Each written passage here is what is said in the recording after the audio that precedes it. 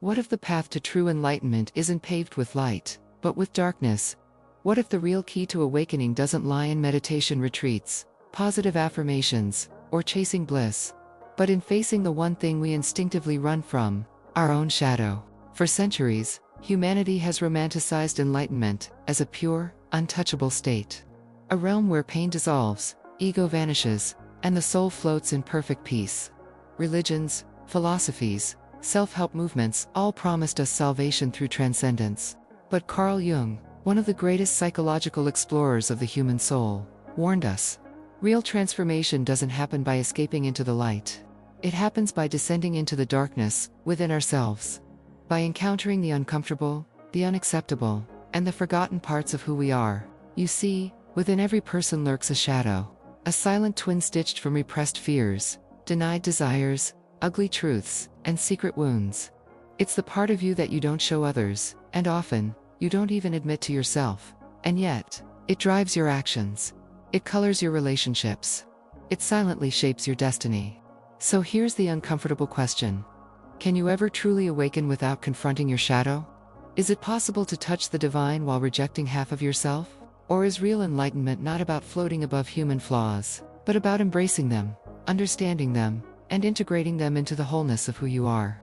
In today's video, we will venture deep into Jung's revolutionary idea of the shadow, exploring why confronting it is not just an optional step, but an essential one on the journey to true enlightenment. We'll uncover why many spiritual seekers get trapped in illusions of growth, why love and light without truth and darkness leads to false awakenings, and why facing your deepest fears might be the bravest and most sacred act you ever perform. Because perhaps, real light isn't found by running from the dark. It is found by carrying a torch into it. Are you ready to take that step? Section 1. What is the shadow? Before we can even think about confronting the shadow, we must first come to a deep and compassionate understanding of what it truly is. In Jungian psychology, the shadow refers to all the aspects of ourselves that we have rejected, denied, or hidden away, not because they are inherently wrong, but because we were taught, often unconsciously, that they were unacceptable, shameful, or dangerous to reveal. Our anger that bubbles beneath the surface. Our jealousy that whispers in moments of comparison. Our selfishness that secretly cries out for attention. Our forbidden desires that live behind locked doors in our minds. Our fears, our deep sense of inadequacy, the shame that clings to us in the quiet hours of the night. These traits don't vanish simply because we push them out of sight. No, they retreat into the hidden corridors of the unconscious mind, where they wait, patient, cunning, and potent, influencing our thoughts, feelings, and behaviors in ways we often fail to recognize. Every time you judge someone harshly for a trait you secretly despise in yourself. Every time you sabotage your own success because, deep down, you feel you do not deserve it. Every time you explode emotionally, and afterward wonder, where did that even come from? That is the voice of your shadow calling out to you. It's crucial to understand, the shadow is not evil. It is not something to be crushed, annihilated, or shamed even further. It is simply a part of you, a wounded, forgotten, and misunderstood part, longing not for punishment, but for your awareness, your compassion, and ultimately, your integration. Carl Jung once said, "Everyone carries a shadow, and the less it is embodied in the individual's conscious life, the blacker and denser it is." In other words, the more we deny our shadow, the more it grows in strength and control. The more we pretend it doesn't exist, the more it pulls the strings from behind the scenes, turning us into puppets of our own suppressed fears and desires. Acknowledging the shadow is not a sign of weakness, it is an act of profound courage. Because to see your own darkness clearly is to take back your power, to become whole, and to step onto the path of true inner freedom. Section 2. How the shadow forms. But how exactly does the shadow take root within us? How does something so hidden, so powerful, begin its life? It starts quietly. In the fragile, formative years of childhood. As young children, we are naturally whole and uninhibited. We laugh freely when we are delighted. We cry loudly when we are hurt. We throw tantrums when anger consumes us. There is no censorship, there is no mask. We are simply, unapologetically, ourselves. But it does not take long for society to step in with its rules, its expectations, its endless shoulds and should nots. We are taught, sometimes lovingly, sometimes harshly, that certain emotions and behaviors are acceptable, and others are not. Don't be so angry. Good girls don't act that way. Big boys don't cry. Be polite, be nice, be normal. Each time we receive these messages, spoken or unspoken, we internalize them deeply. Bit by bit, we learn to hide the parts of ourselves that aren't welcomed by the world around us. We shove them down into the basement of our psyche, locking them away where we hope they'll stay forgotten. In their place, we begin to construct a mask, a socially acceptable persona, that shows only the traits that are rewarded or deemed good. We smile even when we feel like screaming. We stay silent when injustice burns within us. We pretend to be what others want us to be, forgetting what it felt like to be wild, messy, and real. Yet these banished parts do not die. They wait, and in the shadows of the unconscious, they grow stronger, more desperate, more demanding. If left unacknowledged, the shadow begins to rebel in ways we can no longer control. It shows up in our lives as depression, as a suffocating sadness, with no obvious cause. It emerges as anxiety, gnawing at us with invisible teeth. It disguises itself in addiction to substances, to work, to perfection. It leaks out through projection. When we blame others for the very faults we refuse to see in ourselves, it manifests in destructive relationships, in patterns of self-sabotage, in cycles of shame and guilt. The shadow is not your enemy. It is your wounded twin, your lost sibling, your forgotten ally. It is the keeper of your disowned power, your abandoned creativity, your unlived potential. It does not seek to destroy you, it seeks to wake you up, to invite you back into wholeness, to offer you the very keys to a richer, fuller, more authentic life. If only you are brave enough to listen. Section 3. Spiritual Bypassing, Escaping the Shadow. In today's world, where instant enlightenment is sold like a product on every corner, many are seduced by the promise of ascension, without ever daring to step into the dark corridors of their own psyche. We are constantly urged to raise our vibration, to think positive, to focus only on the light. As if the human experience were meant to be a sanitized, edited version of reality. But in this relentless pursuit of positivity, a dangerous illusion takes root, one that denies the full truth of who we are. When positivity becomes a shield against discomfort, rather than a tool for growth. When love and light become slogans used to silence pain, rather than heal it. We unknowingly slip into a profound psychological trap, known as spiritual bypassing. Spiritual bypassing is not genuine healing. It is a seductive escape route, a beautiful mask we put on to convince ourselves that we have transcended suffering, that we have risen above the messy chaos of human emotions. It allows us to temporarily float above the battlefield of our inner world, pretending that anger, fear, sadness, and jealousy no longer touch us. For a time, it feels like victory. We feel untouchable, enlightened, even superior. We build castles in the clouds, where everything is high vibration and pure love. But beneath those castles lie forgotten ruins, the places within us that have been abandoned, silenced, or denied. And no matter how high we fly, the gravity of the unhealed shadow eventually pulls us back down. Pain that is suppressed does not dissolve, it festers. Wounds ignored do not heal, they deepen. And sooner or later, the shadow we refuse to face returns, not as a whisper, but as a storm. It can erupt through sudden anger, unexpected depression, the breakdown of relationships, or a gnawing emptiness that no amount of affirmations can fill. The very spiritual structures we worked so hard to build begin to crumble, exposing the raw, unmet parts of ourselves we had tried so hard to escape. True enlightenment, then, is not an escape from the human experience. It is a radical acceptance of it. It is not about pretending we are pure beings of light, floating above the world, untouched by pain. It is about standing fully in our humanity, embracing the beauty and the terror, the love and the rage, the hope and the despair, and finding peace in the midst of it all. As Carl Jung so powerfully warned, until you make the unconscious conscious, it will direct your life, and you will call it fate. To deny the shadow is to remain enslaved by it. To face it is to reclaim our freedom. Section 4. True Integration, Enlightenment through Wholeness.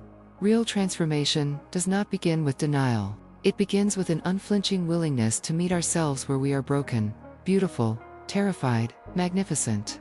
It is not the flight into the heavens that changes us, but the courageous descent into the underworld of our own soul.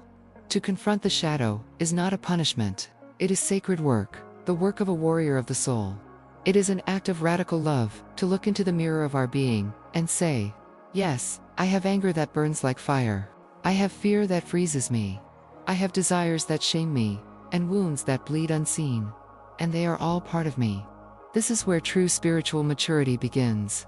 Not in the rejection of our darkness, but in our ability to hold it with tenderness and wisdom.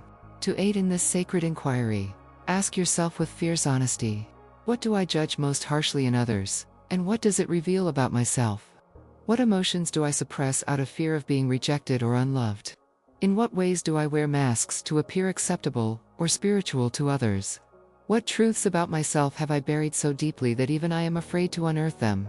And when the answers come, not if, but when. The task is not to run, but to stay. To sit with the discomfort, to listen to the trembling voice within, to cradle the wounded child hiding behind the anger or fear. Healing begins not with judgment, but with presence. Integration is not about acting out every shadowy impulse. It is about becoming conscious of them, understanding where they come from, and choosing how to respond from a place of wisdom rather than reactivity. It is the sacred art of transformation, turning anger into boundaries, fear into caution, sadness into compassion. The goal is not to erase our humanity, but to sanctify it. Not to become a being who never feels darkness, but one who can walk through darkness with their heart still open. Not to suppress emotions, but to dance with them, to learn their language, and to hear what they are trying to teach us. In integrating the shadow, we do not lose ourselves, we find ourselves. We become whole, no longer fragmented, no longer at war within. And in that wholeness, something extraordinary happens. We tap into a deeper current of existence, one that is both profoundly human and mysteriously divine. It is here, in the embrace of our totality, that true enlightenment blooms. Not as an escape from life, but as a deeper immersion into its sacred, messy, beautiful wholeness. Section 5. Practical ways to confront the shadow. You may be wondering, how do I begin this work? It's a natural question, and a brave one. Shadow work is not easy. It demands courage, honesty, and a willingness to face parts of yourself that you may have spent a lifetime avoiding. It is not glamorous. There are no gold medals awarded for this inner battle, no parades celebrating your victories. Often, the world will not even notice the wars you are waging inside yourself. But make no mistake, it is life-changing. It is a transformation so deep that it alters the very fabric of your being, reshaping the way you see yourself, others, and existence itself. Here are a few essential practices to start this profound journey. 1. Self-observation, without judgment. Become a silent witness to your own mind. Watch your thoughts, emotions, and reactions, especially the ones that sting, the ones that make you uncomfortable or defensive. Notice when anger flares up, when jealousy whispers in your ear, when fear tightens your chest. Instead of suppressing these feelings, or lashing out against them, simply observe. Treat them as visitors, messengers from the unseen depths of your psyche. Approach them with curiosity, rather than condemnation. The moment you stop judging your inner world, you begin to reclaim lost parts of yourself. TWO. Journaling. Take pen to paper, and allow your inner life to pour out without filter. Write down the moments that triggered you, the fears that gnawed at you, the judgments you hurled, whether at others or at yourself. Then gently ask, what part of me am I rejecting? What old wound is this reaction trying to protect? Journaling becomes a sacred dialogue with your own soul, a mirror through which hidden truths slowly reveal themselves. Over time, patterns emerge. Old pain surfaces. And in those raw moments of honesty, healing begins. 3. Dream analysis. Our dreams are not random chaos. They are encrypted letters sent by the unconscious mind. Carl Jung believed that in the world of dreams, the shadow often speaks most clearly. Keep a dream journal by your bedside. Upon waking, even if only fragments remain, write them down. Look for symbols, recurring images, landscapes that seem strange, characters who unsettle you. The shadow often disguises itself, slipping into our dreams, wearing masks. By studying these nocturnal messages, you begin to piece together the hidden architecture of your inner world. 4. Art and creativity. Sometimes the rational mind cannot access what the soul longs to express. Through painting, writing, music, dance, whatever medium calls to you, let the unconscious flow freely. Create without censorship, without expectation. Allow yourself to be messy, raw, imperfect. This is not about making something beautiful. It's about making something true. When you create from the depth of your being, you give voice to the parts of you that have been silenced. In doing so, you breathe life into forgotten aspects of your soul. 5. Therapy and inner work. There are shadows so heavy, so deeply intertwined with our wounds, that we cannot face them alone. Seeking the help of a skilled therapist is not a sign of weakness. It is a testament to your strength and your commitment to your own healing. There is no shame in asking for guidance when the path becomes dark and confusing.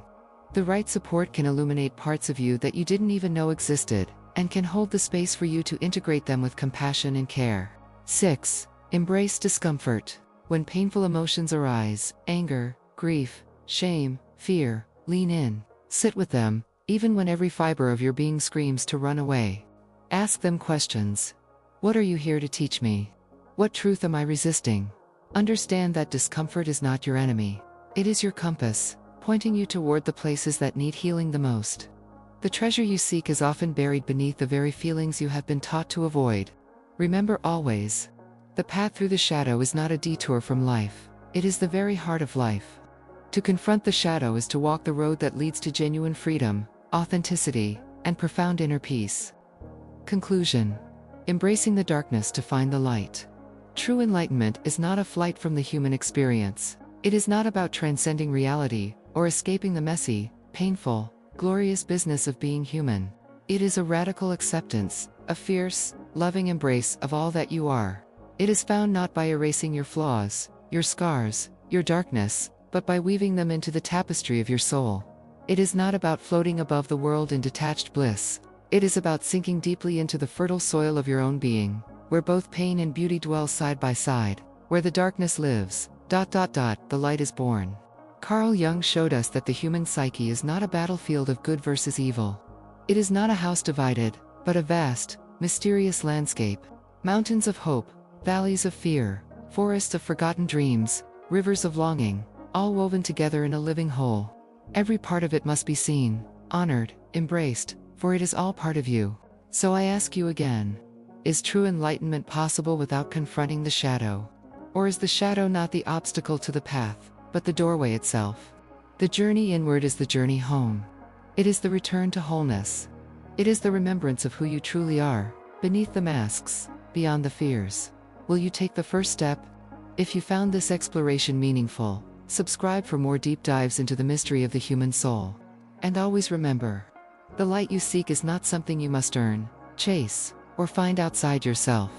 It is already within you, quietly waiting for you to come home and reclaim it.